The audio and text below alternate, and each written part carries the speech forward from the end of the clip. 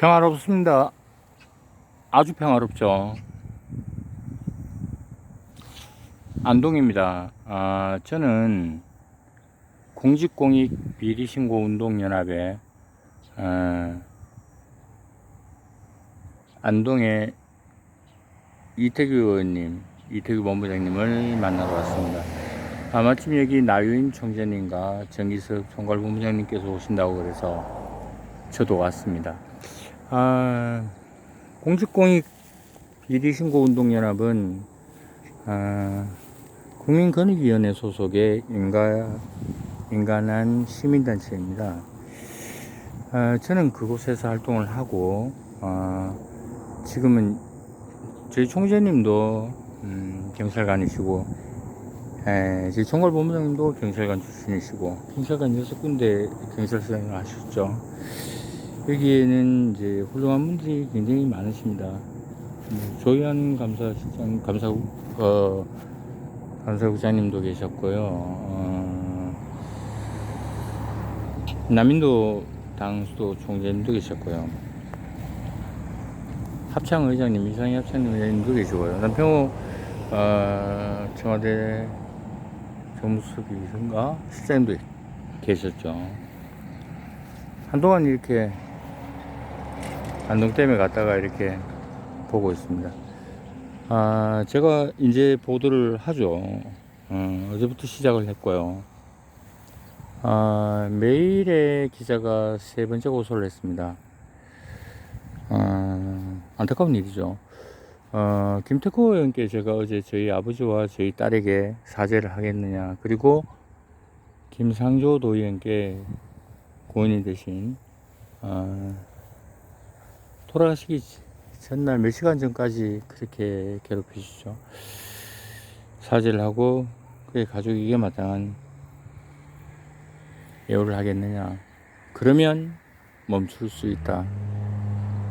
경찰과 검찰도 안 하니까요. 이렇게 얘기하니까 그것은 강요죄에 해당된다고 그렇게 어처구니 없는 답변이 왔습니다. 자, 저는 오늘 보도를 합니다. 이제 매일의 사건에 대해서는 이미 끝났습니다. 여러분, 검찰은 500만 원의 벌금을 저에게 내립니다. 그 검사님이신 걸로 알고 있는데요. 당시 허위 사실로 저를 고소한 그자는 제3자 무고죄입니다. 매일의 대표를 만나겠다. 그게 명예훼손 14가지에 포함되고 거의 다가 그렇습니다. 그것보다 더 중요한 것은 그자는 누구의 얘기를 듣고 내가 그자에게 SNS에 욕을 했다, 그래서 고소한다 라고 왔지만 사실이 없어요. 거기에 그자를 명시한 얘기도 없고. 그날 저는 대구에 있었습니다. 대구의 한 모텔에 있었죠. 그것을 증명하는 증거로는 경찰 수사관과 검찰 수사관이 그날 통화를 했을 겁니다.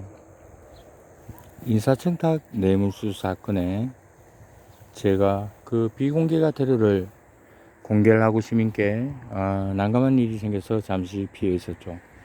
그 다음 날인 걸로 기억합니다. 그자는 타임머신을 탔듯이 그렇게 고소를 하는데 내막은 이렇습니다. 아까 그자가 고소한 그 사안은 이미 초동수사 경찰관들에 의해서 허위라는 게 밝혀지고 저는 무고를 할 수 있다는 허위사실로 고발을 하라는 얘기를 듣습니다만은 저는 하지 않았습니다. 그 다음날 박명숙 IT뉴스, 경북 IT뉴스 대표와 제 누나죠, 선배들 김학전 본부장님과 여러분을 만나고 이제 그 이자에게 이런 얘기를 했습니다. 이순락 대표님과 성주의 추 기자님께 예우를 갖춰서 그렇게 살아가라, 이겁니다.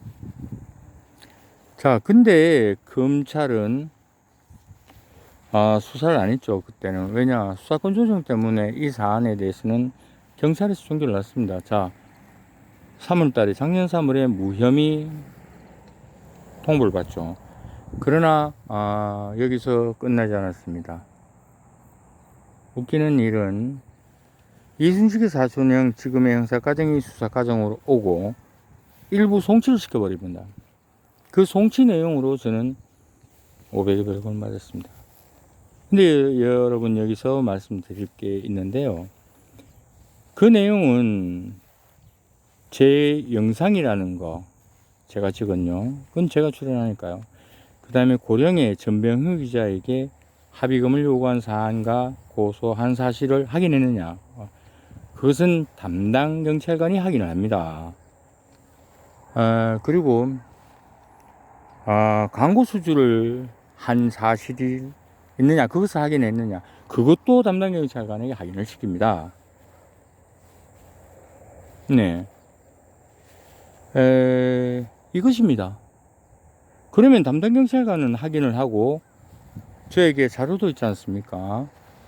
그것을 송치시켜 버린다? 이건 수사 과정에 미치지 않고는 이런 일이 없어요. 그리고 동년 4월 1일 날 저는 경찰청 특별수사본부에 이 내용을 그대로 올립니다. 동년 같은 동일시 김천지청 지금의 검사님께 파일을 그대로 올립니다. 6대 범죄, 제가 얘기한 고소 내용이 1년이 지나서 벌금형으로 나옵니다. 말이 됩니까, 여러분? 그 벌금 공소 내용에는 확인한 사실도 없다, 비방할 목적이다, 확인 다 해주고 제가 확인한 자료까지도 첨부해서 고발하는데 그것을 도리어 범행 의혹이 있는 당사자인 경찰에게 검찰은 던집니다. 그리고 지금 벌금을 줍니다. 재판장에서 분명히 말했습니다. 검사님, 이것은 범죄 행위에 해당하는 일입니다 라고 말입니다. 수치도 모르고 부끄러운지도 모르고 세 번째 고소를 하고 있는 자체가 무고죠. 자, 이 사건에 대한 범행 공모라고 얘기하는 그 사안은 모대학 교수를 음해하는 제자들의 사안이었습니다. 1인 시위를 했고, 그것은 그녀가 주장한 그것과 다르게 내용이 전혀 다른 오픈북에 누가 왔다, 3학년 시험지다, 1학년 시험지다, 무혐의가 납니다. 그러나 제2의 범행이 무기나에 일어납니다. 무혐의를 주지 않고 그녀의 시험지, 입수한 시험지를 가지고 경찰은 그것을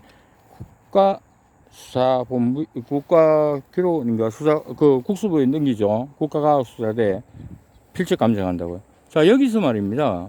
제가 그 전에 먼저 그들의 범행의 공모의 의혹이 있는 교수에게 이 사실을 확인하고 경찰에게 알립니다. 정보관에게 알립니다. 이것을 얻기 위해 대학에 들어가 과거 시험지를 훔쳐내는 것은 범죄 아니냐? 맞다. 개인정보법하고. 그럼 범죄를 해서 그것을 가지고 증거로 제출하면 체포해야 되는 거 아니냐? 맞다.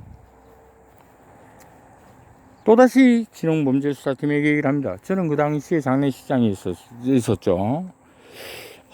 제 국장 선신을 하장하는데 느낌 이상해서 전화를 했습니다. 시험지를 버린다고 하더군요. 무조건 시킨 자의 녹음을 따라고 저는 교수에게 얘기를 합니다. 그것은 천재이와 같았죠. 그 후 어떻게 됐습니까? 그들이 모두 조사를 합니다. 감쪽 같았죠. 증거인멸로 그 교수를 조사한 것이라고 들었습니다. 교수는 제가 얘기한 대로 그 파일을 넣었습니다. 책임자는 따로 있죠. 무혐의 결론납니다. 이것이 가당키납니까? 한 사람의 교수가 그렇게 사장돼서 여자라는 이유로 한 아이를 키우는 부모라는 이유로, 교수라는 이유로 그렇게 감내했습니다. 저는 당시 가해자 쪽, 고소인 쪽과도 친분이 있었습니다. 수차례 말리고 그렇게 했습니다. 그런 얘기를 합니다. 아무 언론도 써주질 않았다. 청탁이고 이것은 그것을 목적으로 한, 범행을 목적으로 한 보도인데 쓰면 범죄 공모가 되는 겁니다. 5개 언론사는 직접 제출을 했습니다. 나머지 언론사들도 그렇죠. 그러나 매일에 저는 씁니다.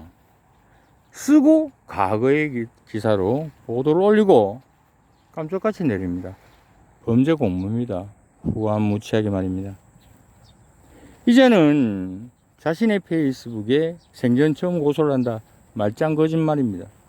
과거 선배 기자에게 기사의 방향을 묻고 뒤통수 흐리듯이 거꾸로 그냥 다른 기사를 쓰니까 역적이난 선배 기자가 전화상으로 뭐라 합니다. 옆에 듣고 있던 형수도 거듭니다. 둘 다 고발해버립니다. 끝까지 말입니다. 취하하지 않고 그 검사님이 얘기해서 형수님은 빠져나왔다는 얘기를 들었습니다. 최부원입니다. 보도하겠습니다.